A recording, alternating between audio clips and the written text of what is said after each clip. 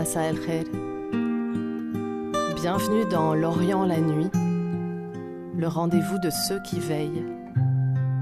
Un podcast réalisé par Anthony Samrani, Stéphanie Khouri et la rédaction de L'Orient le jour depuis Beyrouth.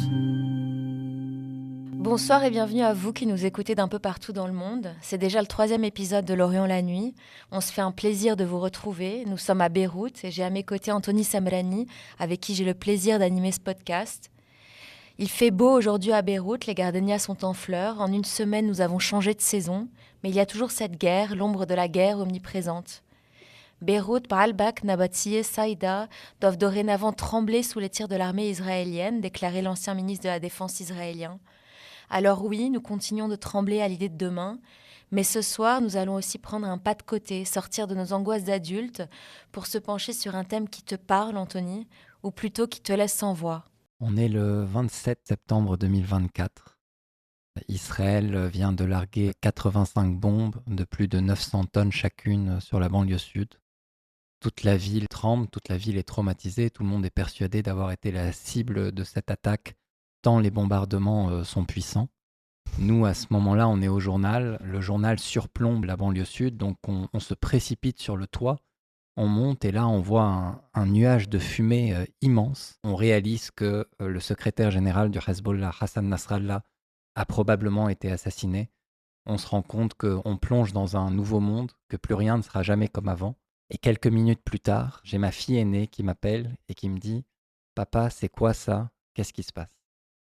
Et moi, ça fait des semaines et des mois que j'écris sur la guerre quasiment tous les jours, que j'imagine absolument tous les scénarios. Et là, face à la question de ma fille, je ne sais pas quoi dire. Je ne trouve pas le moindre mot. Et c'est ça l'émission de ce soir, c'est de savoir comment on raconte la guerre aux enfants.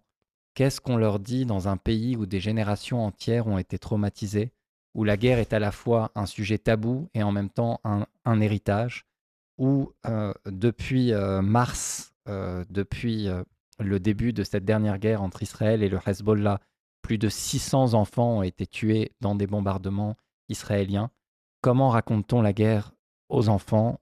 On espère avoir un début de réponse avec vous ce soir. Et pour parler de tout ça avec nous ce soir, on a l'immense plaisir de recevoir Rayan Jawhari et Roussoun Wahoud.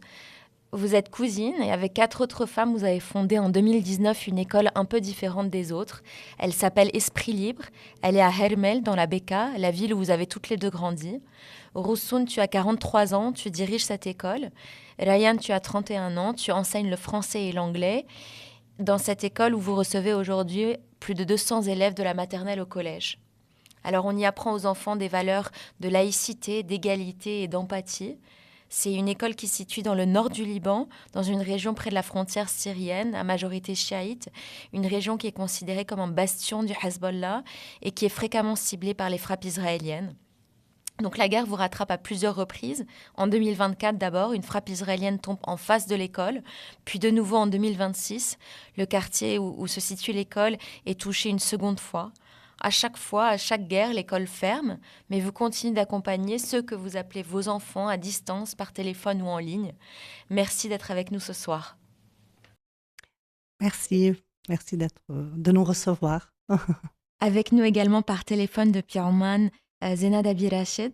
Pour vous aussi, Zena, enfance et guerre se mélangent au point de se confondre. Vous êtes dessinatrice, illustratrice. Vous êtes née à Beyrouth en 1981 en pleine guerre civile. Votre travail aujourd'hui s'inspire de cette enfance sous les bombes. Vos livres racontent entre autres le quotidien de la guerre à travers les yeux d'un enfant.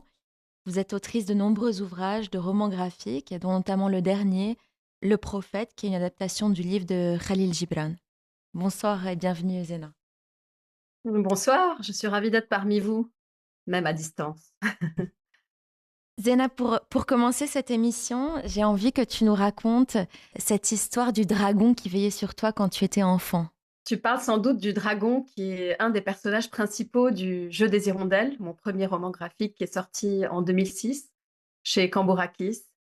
C'est un dragon qui est dessiné sur une tenture qui est accrochée dans l'entrée de l'appartement où j'ai grandi, chez mes parents, rue Youssef Semahani à Ashrafiyeh.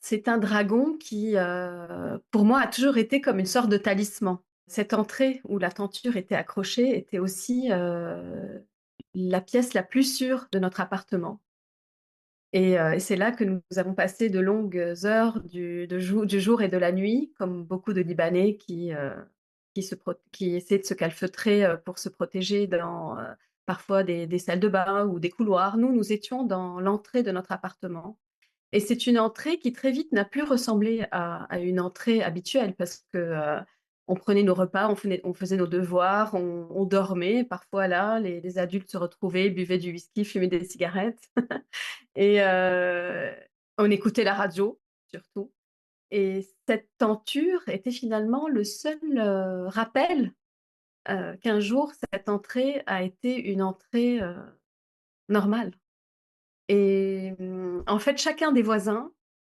heu, avait une théorie. Le voisin du dessus disait que tant qu'on était, dans l'entrée, on était près d'un mur porteur, donc rien ne pouvait nous arriver. Sa femme disait: «Pas du tout, l'essentiel c'est d'être, pas très loin des escaliers pour pouvoir prendre la fuite si jamais, il y a un obus ou si le franc-tireur nous aperçoit quand même». Et moi, dans mon imaginaire d'enfant, j'écoutais tout ça en me disant: «Mais ils n'ont rien compris. En fait, tant qu'on est, près de ce dragon, on est en sécurité». Donc, dans tes yeux d'enfant, ce dragon vous protégeait des francs-tireurs, des bombardements, de tout. De toute la violence, du monde et ce qui est amusant après, c'est qu'en faisant des recherches au moment où j'ai commencé à écrire Le jeu des hirondelles, c'est que je me suis rendu compte que cette tenture était en fait l'illustration d'un passage de l'Ancien Testament. C'est le moment où le peuple hébreu sort d'Égypte et qu'il est arrêté par le pharaon et ses sorciers et c'est le moment où Moïse jette son bâton pour barrer la route, au pharaon et ce bâton se transforme en serpent ou en dragon. Et en fait, je raconte ça parce que c'est intéressant parce qu'à posteriori, je me suis rendu compte que ça parlait de l'histoire d'une fuite, d'un départ. Finalement, cette entrée, je ne vais pas dévoiler la fin de l'histoire, mais il se peut bien que qu'on ait besoin de la quitter à un moment donné. Roussoun, toi aussi, tu as grandi pendant la guerre civile, ça a été les premières années de ta vie. Je m'adresse à l'enfant que tu as été, mais aussi à la personne qui est aujourd'hui confrontée à l'enfance au quotidien. À quoi ça ressemble la guerre dans la tête d'un enfant? Euh, Moi, j'ai pas vécu la guerre civile. Tu n'en as pas de souvenir Non, particulier? j'ai pas de souvenir. La première guerre que j'ai vécue, c'était en 1996. Et je me rappelle bien qu'on n'est pas allé à l'école parce que à cause de la guerre. Euh, L'offensive israélienne oui, au oui, oui. Liban. Et je ne sais pas pourquoi aussi, j'étais convaincue à cet âge-là que quand il y a les avions israéliens, il faut éteindre les lampes. Je me rappelle bien que j'accours dans la maison et je commence à éteindre les lampes parce que j'étais convaincue que, je ne sais pas d'où c'est venu, qu'ils ne peuvent pas nous voir. Bien que il n'y a pas eu de frappe dans mon village, mais quand on est revenu à l'école, j'avais un ami qui était blessé parce qu'il était à Beyrouth. Pour un enfant, j'avais besoin plus que que quelqu'un me dise que ça va arrêter et qu'on va revenir à notre vie normale. Euh, et dans la maison, on parlait pas de guerre. J'avais pas bien compris l'idée, mais j'avais besoin plus de quelqu'un qui me dit que ça va s'arrêter. Ryan, toi, tu as 31 ans. Tes premières guerres, elles étaient à l'âge adulte, Ah, c'était à 2006. en 2006. Oui. Euh, j'ai beaucoup de souvenirs, en fait, durant la guerre. Et je me souviens très bien que une fois, il y avait des avions. Et moi, je regardais en haut et j'ai vu l'avion. Et j'ai vu quelque chose comme un petit feu qui est sorti. Et moi, je ne savais pas. Est-ce qu'il bombarde à Hermel ou ça va aller quelque... Vraiment, je ne savais rien. Euh, j'ai des souvenirs avec ma sœur, elle était enceinte. Et c'était vraiment très, très stressant pour elle, pour mes parents. Je me souviens très bien qu'on se mettait à l'entrée de la maison avec elle. Et elle met les mains comme ça et elle avait peur et tout ça. J'ai vraiment les images très, très claires. Est-ce que vous pouvez nous parler, nous expliquer un petit peu, Roussoun et Ryan, au quotidien, à quoi ça ressemble le quotidien à l'école en temps de guerre? L'école est fermée. Qu'est-ce qui se passe à ce moment-là pour les enfants? Comment est-ce que vous les accompagnez? Au début, que ce soit en 2024 ou maintenant, on a commencé à faire du support psychosocial aux enfants à distance, bien sûr, parce que l'école était fermée, puisqu'on est dans une zone qui peut être frappée. Le faire ce lien-là est très important. L'éducation nouvelle, en fait, c'est faire du lien, que ce soit pour nous, pour les enfants surtout, et pour les parents aussi. Et je me rappelle quand Zena maintenant a parlé du monstre, une des activités qu'on a fait à distance avec les enfants, c'était le mangeur de soucis. Et c'était l'idée de fabriquer une boîte et qu'il y avait un monstre ou un dragon qui est sur cette boîte-là et qui mange les soucis. Et ils vont dessiner ou écrire toutes leurs peurs, leurs inquiétudes, les idées noires qui leur viennent. Donc pendant la guerre, l'éducation au sens premier arrête, vous arrêtez l'enseignement et l'objectif principal devient de garder le contact, le lien avec les enfants. Oui, on a fait ça au début. Après, on a continué, mais avec aussi, bien sûr, l'académique aussi, parce que c'est important que l'enfant aussi continue à développer du point de vue intellectuel, à tous les niveaux. Alors, on a travaillé au niveau émotionnel, mais aussi on a continué dans l'académique. Il y avait les deux en même temps. Est-ce que vous pouvez nous raconter un peu les retours que vous font les enfants? Donc, vous avez fermé l'école. Donc, racontez-nous peut-être les moments qui vous ont le plus marqué, à la fois durant le temps de la guerre et aussi au moment des retrouvailles quand vous rouvrez l'école. Je sais qu'il y a cette petite fille de 4 ans qui t'a beaucoup marqué, Roussoun. Et toi, Ryan, il y a ce petit garçon autiste fidèle dont tu es particulièrement proche. Peut-être qu'on peut commencer avec lui. En fait, moi, Fidèle, c'est quelqu'un qui a une part de mon cœur. En fait, c'est un enfant qui a commencé avec nous depuis la première année de l'école. Pendant la première année, j'ai beaucoup travaillé avec lui individuellement. On a créé un lien, une sorte de lien. Et bien sûr, il a grandi à l'école. Et durant la guerre, durant les premières semaines, j'ai pas pu parler avec les enfants. Vraiment, j'ai pas pu. J'étais trop déçue. Eux, ils cherchaient à te parler et tu répondais pas? Non, non, non, bien sûr que non. S'il m'envoie des messages, bien sûr, je réponds. Ouais. Mais moi, vraiment, Vous ne pouvez pas faire la démarche non, d'aller faire leur l'initiative, parler. je ne pouvais pas. Mais seulement, il y avait ce garçon. euh, j'ai envoyé un message, je disais comment ça va, j'espère que tu vas bien, tout ça. Et sa mère lui m'a dit, c'est bien que tu as envoyé parce qu'il est dans une situation vraiment de tristesse et de peur. Et elle lui disait que c'est la guerre entre l'Iran et les États-Unis. Alors c'est trop loin. Mais en fait, la guerre, elle était là. Elle était Alors, chez lui. oui. Alors, il m'a envoyé salut, je ne va pas très bien, la situation est complexe, je veux revenir à l'école. Est-ce que tu sais quand on va revenir? Tu me donnes une date précise quand on va revenir? Est-ce que c'est lundi? Lundi, on va revenir. Et là, qu'est-ce que tu lui réponds? Moi, c'était vraiment, c'était trop dur parce que j'avais pas de réponse. Et en plus, j'étais désespérée et je ne veux pas transmettre le désespoir. En même temps, je ne veux pas vendre de l'espoir, un espoir fake. Qu'est-ce qu'on dit à un enfant qui a peur? Qu'est-ce qu'on lui dit quand il pose la question quand est-ce que la guerre va s'arrêter? C'est difficile, c'est toujours difficile, mais il faut toujours ne pas donner des slogans que la vie ira très bien et c'est demain et c'est après-demain. Il ne faut pas vraiment donner un espoir qui n'existe pas, mais en même temps, il ne faut pas détruire l'espoir. Parce que comme ça, on détruit l'enfant. En fait, on dit qu'il y a des adultes qui essaient d'arrêter la guerre. On ne sait pas quand, mais ça va s'arrêter. de ce jour jusqu'à là où la guerre s'arrête, on va faire beaucoup de choses. On va profiter du temps. On va dessiner. On va parler ensemble. On va écouter la musique. On va chanter. Tu peux m'appeler. Je peux t'appeler si tu veux. On partage ensemble ce qu'on fait durant les journées. Mais bien sûr, on ne perd pas l'espoir. C'est ça. On ne perd pas l'espoir. Alors, je disais, maintenant, ça va. Si tu veux, tu peux dessiner. Regarde, pris des photos de dessins que moi, je faisais durant la guerre. Regarde, moi, je dessine. Tu peux toi-même dessiner. Tu peux écouter la musique. Toi, tu te souviens, tu aimais beaucoup Julio Iglesias. Tu étais petit, on l'écoutait ensemble à l'école. Maintenant, tu peux écouter. Et là, il a commencé. Ça lui a fait du bien? Il a commencé à dessiner. Il a envoyé à Roussoun.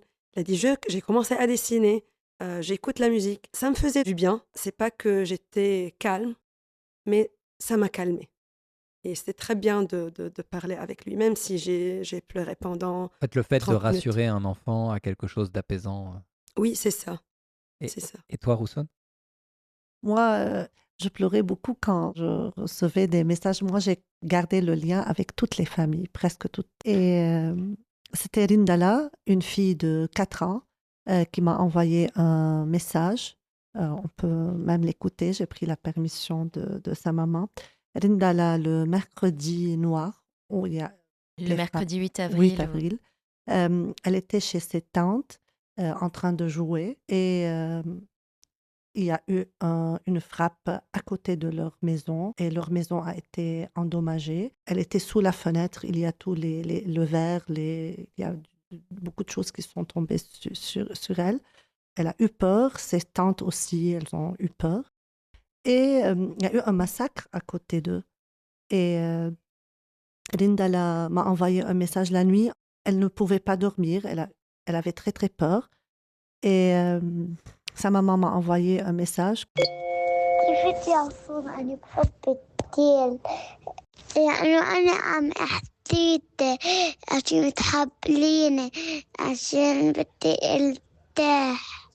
Elle m'a dit, comment vas-tu, Roussoun? Moi, je t'aime très bien.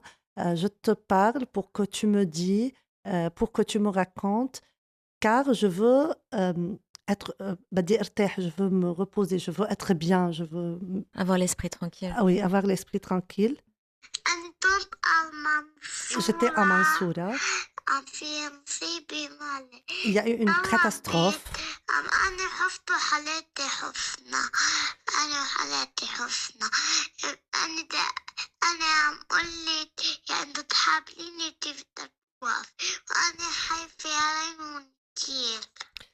Elle m'a dit que je te parle pour que tu me dis comment ça va s'arrêter, et parce que j'ai très peur pour mes tantes.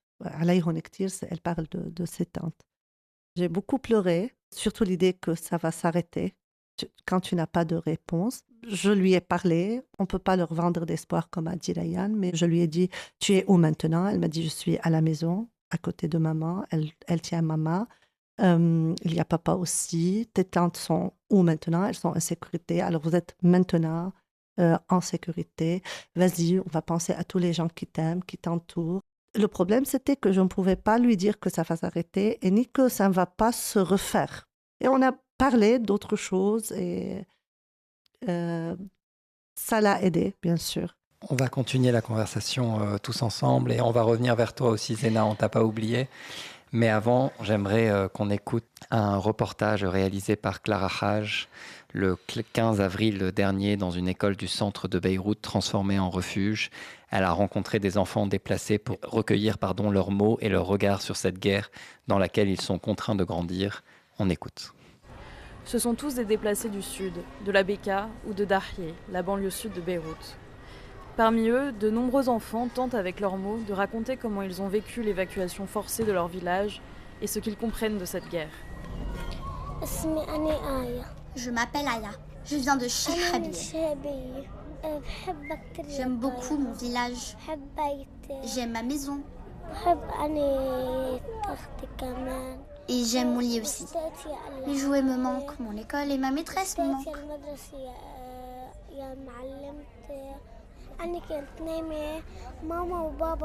J'étais en train de dormir. C'était pendant le mois du Ramadan. Papa et maman prenaient le repas avant l'aube. Soudain, il y a eu une explosion. Ma sœur a commencé à pleurer et moi je me suis réveillée au son de sa voix.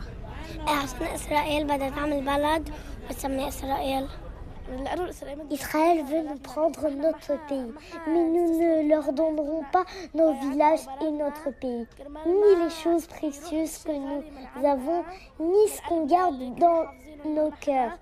On ne se rendra pas. On ne veut rien abandonner pour qu'ils ne deviennent pas plus forts que nous. À quelques mètres de l'école, le musée Beit Beyrout propose des activités aux enfants déplacés. Ce mercredi, Elina, 7 ans et demi, est venue participer à un atelier dessin. Depuis qu'elle a fui son village au sud du Liban, ce qui l'inquiète surtout, c'est de ne pas savoir dans quel état elle retrouvera sa maison. On a peur parce qu'ils nous ont dit qu'il y a eu des vols dans notre immeuble. J'ai peur qu'ils aient tout volé, même mes affaires. En gros, ce blanc en peluche me manque. Je n'ai pas pu l'emporter avec moi.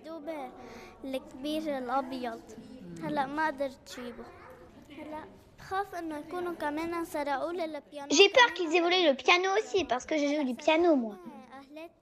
On m'a inscrite dans un endroit où je chante et je joue de la musique. La chanson que j'aime le plus, on la chante en Palestine depuis très longtemps.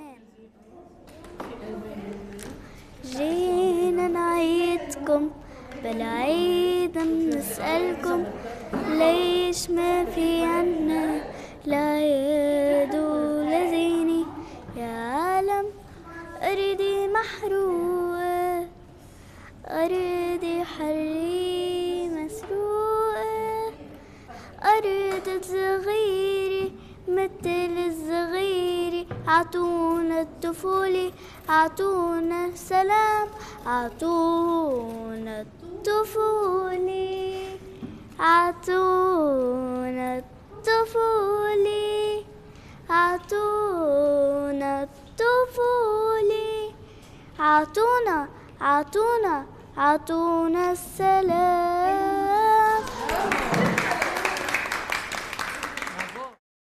Atouna Toufouli, rendez-nous notre enfance. C'est une chanson qui est devenue l'un des hymnes les plus forts de la guerre civile. Elle a été composée au début des années 80 et on l'entend dans ce reportage chanté 4 décennies plus tard par une nouvelle génération de Libanais. Je vous voyais toutes les trois sourire en écoutant cette chanson. Qu'est-ce qu'elle vous évoque, Ryan ? C'est triste en fait, trop triste que chaque génération va chanter la même chanson. Chaque génération va revivre ça. C'est très triste. En fait, ça me rappelle dans les spectacles qu'on fait et que je raconte la vie. Chaque fois, j'ai quelque chose en plus de dire. Parce qu'il y a toujours quelque chose de nouveau. Ou bien une guerre, ou bien quelque chose comme ça. Une explosion, un effondrement. C'est ça. Alors, c'est vraiment triste. Trop triste. Zena, toi, à quoi tu penses quand tu entends cette chanson ? Je me souviens très très bien que c'est une chanson qu'on écoutait. Alors, je ne sais pas si c'était une cassette VHS ou si ça passait à la télé, mais je me souviens très bien de Rémi Bandali et de sa robe rose en cache-cache. Pour moi, c'était pas du tout triste en fait à l'époque. Au contraire, c'était comme si elle me proposait de la rejoindre. C'est possible, même quand on est enfant, de pouvoir avoir cette jolie robe rose et de chanter avec un micro. Je devais avoir même pas 10 ans puisque je suis née en 81. Voilà, c'est des souvenirs où je devais avoir 6-7 ans. Et ce qui m'a frappée aussi dans ce que j'ai entendu, c'est ces enfants qui sont tout à fait au courant de qui fait quoi dans cette guerre et qu'est-ce qui se passe en réalité sur le terrain. Moi, je me souviens quand j'avais leur âge et que mes parents nous disaient ben, c'est la guerre. Et en tout cas, j'entendais, puisqu'on habitait sur la ligne de démarcation, à Beyrouth, côté Est, sur le ring en fait.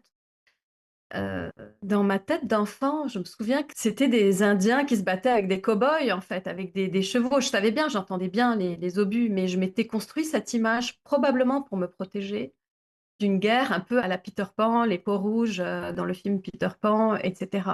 Et je me souviens même que ma mère, qui avait le génie de déguiser notre quotidien, je pense que Roberto Benigni, dans La Vita è Bella, a dû s'inspirer de ma mère.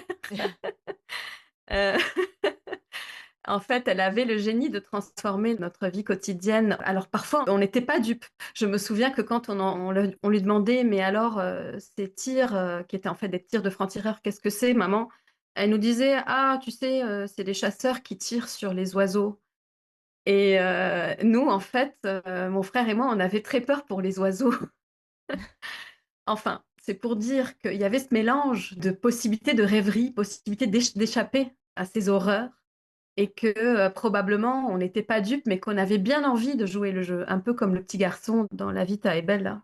C'est évidemment très triste de voir que plusieurs générations vivent des choses extrêmement similaires. Et aujourd'hui, moi, je suis maman d'une petite fille qui a 4 ans, qui ne vit pas au Liban, mais on a été confrontés à certaines choses, certaines explosions, certains bruits qu'il a fallu déguiser, expliquer, selon les périodes et selon son âge. Et c'est terrible, en fait, de vivre ça en tant qu'enfant et ensuite de le vivre en tant que parent. Il y a la réalité qu'on habille, il y a les mondes imaginaires que les enfants se reconstituent parfois à l'aide de leurs parents, un peu comme Guido dans La vie est belle, qui fait passer un camp de concentration pour une compétition, un jeu à échelle géante à son fils. Mais parfois aussi, il y a la réalité brute, la politique qui revient. Qu'est-ce que vous faites, Ryan et Roussoun, quand les enfants eux-mêmes se mettent à parler de politique, à rentrer dans le vif du sujet? Comment est-ce que vous répondez quand ils parlent d'Israël, du Hezbollah? Vous leur dites quoi? En fait, les enfants viennent de leur maison avec les idées des parents. À cet âge-là et avec ce qu'ils vivent maintenant, personne ne nous a dit c'est quoi la guerre ou pourquoi ça se passe. Vous me disiez, la guerre, on n'a pas besoin de leur expliquer, ils la vivent. Ils la vivent. Ils viennent avec d'autres questions. Ils viennent avec la question que ça va continuer, ça va s'arrêter, des questions comme ça. Dans cette situation-là, il faut répondre aux besoins des enfants. Les enfants ont besoin d'être supportés psychologiquement. Ils ont besoin d'un espace aussi pour qu'ils parlent de leurs peurs, de leurs angoisses. Nous, on le laisse parler, s'exprimer. On met en place des activités qui les aident à parler de tout ce qu'ils ressentent. On est une école éducation nouvelle où les enfants apprennent à lire, à avoir un esprit critique, aussi à avoir leur propre point de vue. Maintenant, ils sont aussi trop petits, si vous voulez, mais plus tard, sûrement, ils vont avoir des avis politiques sur tout ce qui se passe dans le pays, pas seulement la guerre. Est-ce qu'il faut tout dire à un enfant? Qu'est-ce qu'il faut lui dire et qu'est-ce qu'il ne faut pas lui dire? Il ne faut pas mentir aux enfants, ça c'est sûr. Et il faut répondre à son besoin. Quand il pose des questions, il faut lui dire la vérité, mais pas notre point de vue. Ce n'est pas l'idée que nous, on a un avis politique et on veut que ces enfants aient le même avis politique. Non. On veut que ces enfants aient leur propre point de vue et qu'ils aient toujours une ouverture à l'autre où ils écoutent tous les points de vue. Ce qui nous importe avec le collège, avec les enfants de 5e, nous maintenant, c'est l'ouverture à l'autre, c'est la solidarité, c'est l'empathie, c'est tout ça.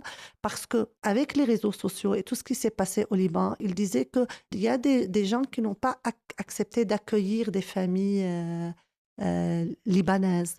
Et ils ont ces idées-là. On dit d'accord, oui, et il y a d'autres qui ont accueilli. Et alors, on parle de ça, de la solidarité. On essaye aussi qu'ils comprennent les peurs des autres. Ça, c'est important. Et c'est pourquoi on est dans un projet avec le collège qui s'appelle Hiwarat Abira lil Mujtama'at avec Nafda. C'est un projet qui a été mis en place durant la période de guerre où des enfants de villages différents, des enfants qui ont vécu la guerre, qui ont été déplacés, vont faire un débat, parler avec d'autres enfants qui n'étaient pas déplacés. Dialogue intercommunautaire. C'est ça, ouais. C'est ça. Ryan, tout à l'heure, tu le mentionnais, tu as partagé ton expérience dans un spectacle créé par Aurélie Charon intitulé Nos vies à venir.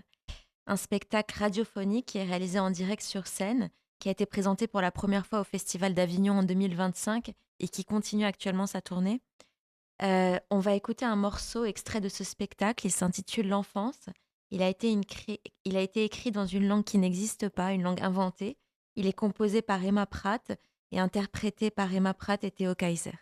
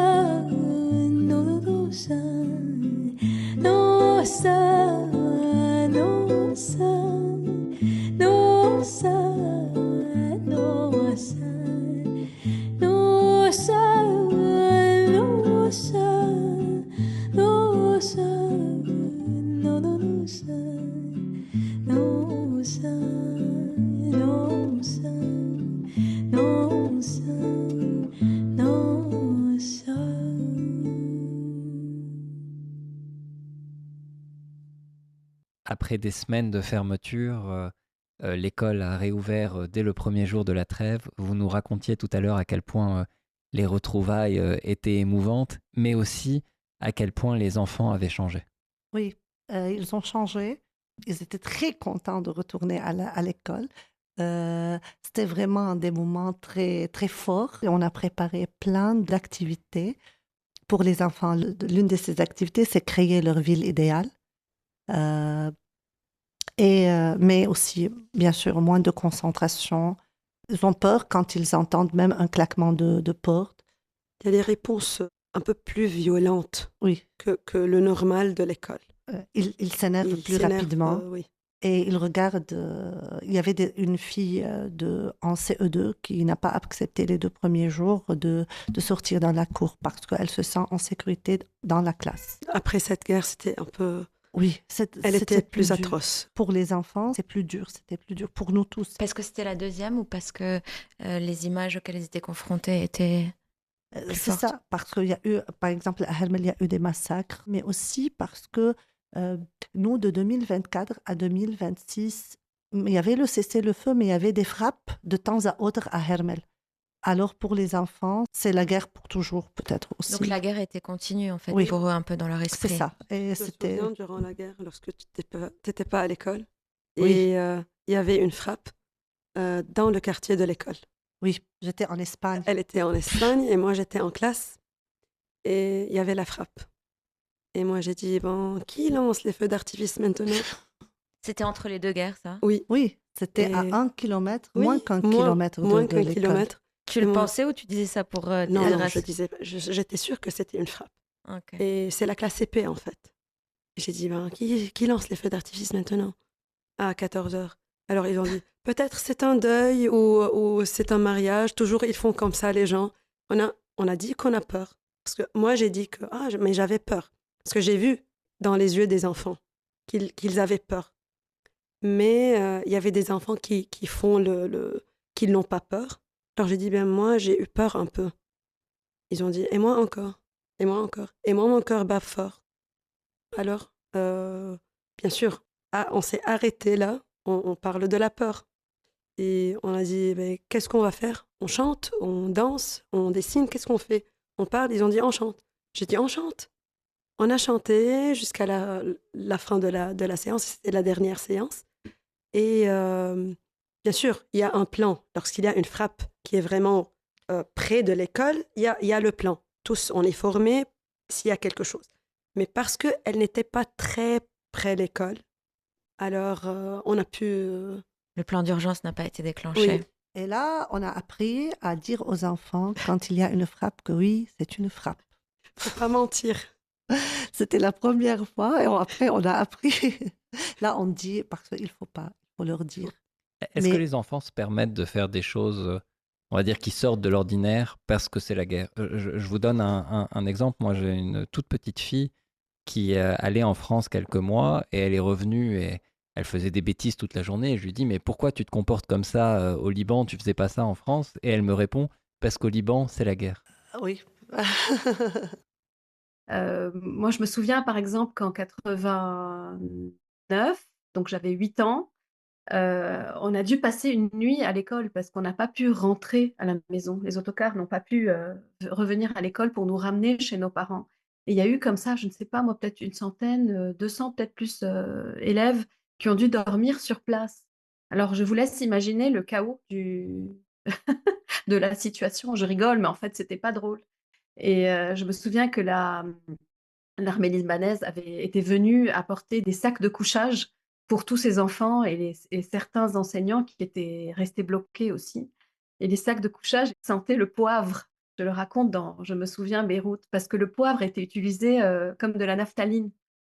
Et on a passé cette nuit dans ces sacs de couchage pleins de poivre à faire les pitres parce que, en fait, la situation était insupportable. Il fallait bien qu'on fasse des bêtises pour supporter. Je réponds à ta question, Anthony, d'une manière un peu, je fais une pirouette parce que je me souviens qu'on était intenables, si bien que moi, j'ai passé un quart d'heure, enfin, peut-être 5 minutes, mais ressenti 1 heure enfermée dans la salle de bain de l'école où j'étais parce que les maîtresses n'en pouvaient plus.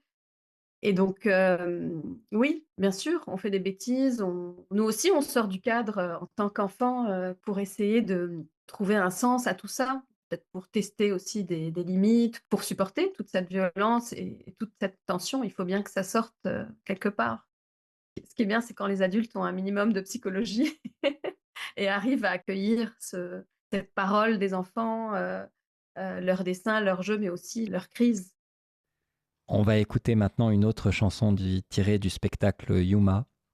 C'est un moment où on raconte que Amir est revenu à Gaza et y est resté bloqué. La chanson est composée par Emma Pratt et interprétée par Emma Pratt et Theo Kaiser. On écoute.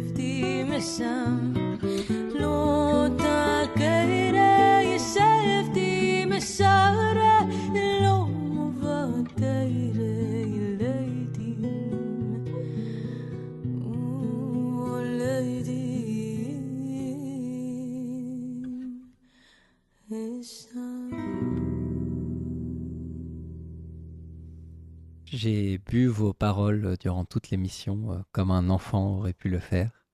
Et voilà ce que j'en ai retenu. Tout d'abord, il faut dire la vérité aux enfants. Il faut leur laisser le temps et l'occasion de se faire leurs propres opinions. Et surtout, il faut leur laisser l'espace pour se créer un monde. Il faut chanter, il faut danser. Merci beaucoup à Zena, merci beaucoup à Roussoun, à Ryan. Merci à tous de nous avoir écoutés. L'Orient la nuit, c'est fini pour ce soir et on se retrouve dès la semaine prochaine pour un prochain épisode.